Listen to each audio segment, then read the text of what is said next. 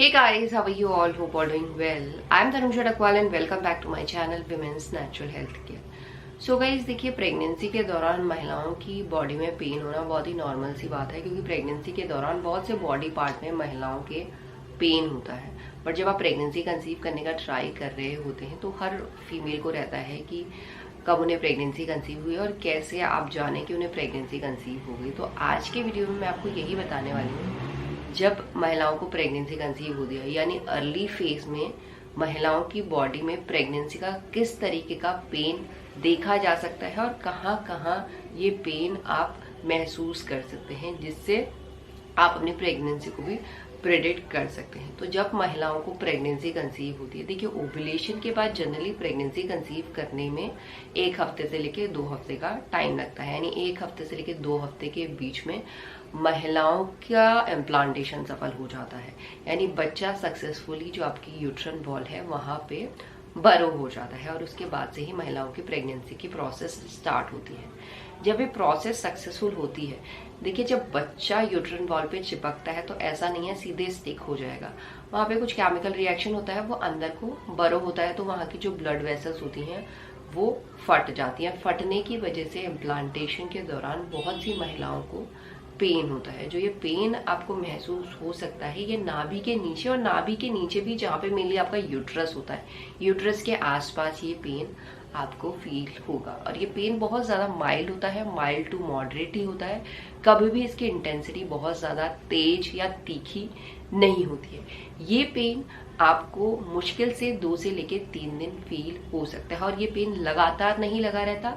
कुछ महिलाओं में ये पेन कुछ घंटों के लिए रहता है, कुछ महिलाओं में कुछ मिनटों के लिए रहता है। मैक्सिमम जो ये पेन का टाइम लिमिट होता है वो 2 to 3 डेज ही होता है, और जहाँ पे बच्चा आपका इम्प्लांट होता है वहीं पे कोई ये पेन होता है। बट इम्प्लांटेशन के दौरान क्या होता है, महिलाओं की बॉडी में एक नया हार्मोन भी रिलीज होना शुरू हो जाता है, जिसे हम कहते हैं रिलैक्सिन हार्मोन।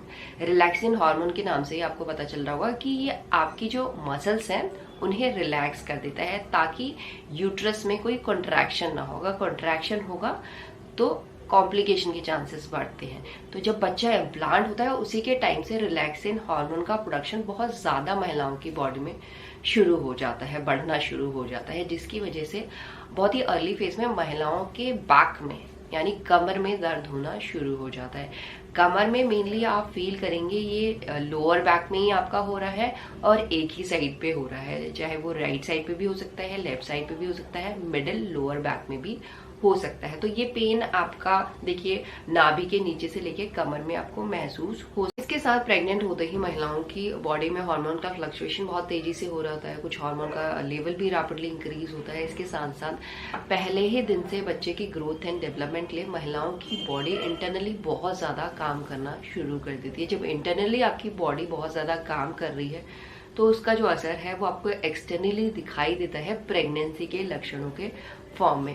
इसकी वजह से महिलाओं को अर्ली फेज से ही बहुत ज्यादा थकान लगना शुरू हो जाती है। ये थकान आपको फिजिकली भी लगती है और मेंटली भी लगती है, और थकान लगने की वजह से बहुत सी महिलाओं के पाँव में दर्द होना शुरू हो जाता है। और मेनली ये पाँव में आपके जहाँ पे आपकी काफ की मसल्स होती हैं या आपका एंकल एरिया होता है, यहाँ पे तो हो ही सकता है, और साथ में पूरे पाँव में भी ये दर्द की फीलिंग आपको हो सकती है। और ये दर्द आपको मेनली जब आप सोते हैं ना उस टाइम ज्यादा महसूस हो सकता है। और इसके बाद प्रेग्नेंट होने में जब महिलाओं की बॉडी में ब्लड का दौरा 40% बढ़ता है तो उसकी वजह से महिलाओं के बहुत से बॉडी पार्ट में सेंसिटिविटी बढ़ती है, और सेंसिटिविटी सबसे पहले आपको महसूस हो सकती है अपने ब्रेस्ट में, यानी आपके ब्रेस्ट हाइपर सेंसिटिव हो जाते हैं, जिसकी वजह से बहुत ज्यादा अनकंफर्टेबल तो आपको फील होता ही होता है। साथ में आपको अपनी ब्रेस्ट बहुत ज्यादा सॉफ्ट मुलायम लगने लगती है, ब्रेस्ट में टेंडरनेस सोरनेस जैसी फीलिंग होने लगती है, हल्का हल्का सा आपका ब्रेस्ट दुखने लगता है। अगर गलती से भी आपका हाथ लग रहा है तो वो पर्टिकुलर एरिया आपका दुखेगा। तो इस साथ साथ आपको पैल्विक एरिया में पेन फील होना शुरू हो जाता है, क्योंकि जब बच्चा इम्प्लांट होता है तो उसी टाइम से यूट्रस एक्सपेंड होना शुरू हो जाता है, और through out pregnancy uterus expand होता है, क्योंकि यूट्रस में ही बच्चा ग्रो होता है। जब बच्चा बढ़ता है तो यूट्रस और ज्यादा खिंचता है, बट इनिशियल फेज में भी जब इम्प्लांट होता है ब्लास्टोसिस तो उस टाइम पे भी हल्का सा यूट्रस एक्सपेंड होता है, तभी जाके बच्चा सक्सेसफुली इम्प्लांट हो पाता है। नॉर्मली जो यूट्रस होता है वो ऑरेंज की तरह होता है, बट जैसे जैसे प्रेगनेंसी ग्रो होती है तो वो वाटरमेलन के साइज तक चला जाता है, जिसकी वजह से महिलाओं के पैल्विक एरिया में पेन फील होता है। और इसके साथ साथ प्रोजेस्टेरॉन और हार्मोन इंक्रीज होने की वजह से जो डाइजेशन है वो स्लो डाउन हो जाता है। तो बहुत सी महिलाओं को गैस, कॉन्स्टिपेशन की दिक्कत की वजह से भी जो नाभि के निचला हिस्सा है या पैल्विक एरिया है उस एरिया में पेन फील होता है। साथ में वजाइना में भी आपको हल्की हल्की सी स्वेलिंग महसूस हो सकती है सेंसिटिविटी इंक्रीज होने की वजह से।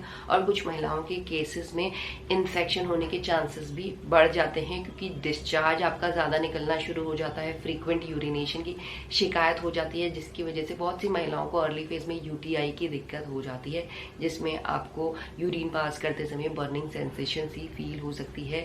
अपने पेल्विक एरिया में पेन फील हो सकता है। अगर आपको बर्निंग सेंसेशन हो रही है, इचिंग हो रही है, तो ये इन्फेक्शन का साइन है और इस कंडीशन में आपको डॉक्टर से तुरंत मिलना चाहिए, ताकि आपका इन्फेक्शन आपके यूट्रस तक ना पहुंचे, आपके बच्चे को हार्म ना। ये कुछ ऐसे बॉडी पार्ट्स हैं जिसमें आपको अर्ली फेज से ही दर्द होना शुरू हो जाता है, जिससे आप जान सकते हैं कि ये दर्द आपका प्रेगनेंसी का है या नहीं है। और इसी तरीके से आप अपनी प्रेगनेंसी को पहचान के प्रेगनेंसी केयर शुरू कर सकते हैं। एंड यही है आज का वीडियो। होप करती हूँ ये वीडियो आप लोगों को हेल्पफुल लगा होगा। And thanks for watching this video. Will see you soon my next video. Till then bye.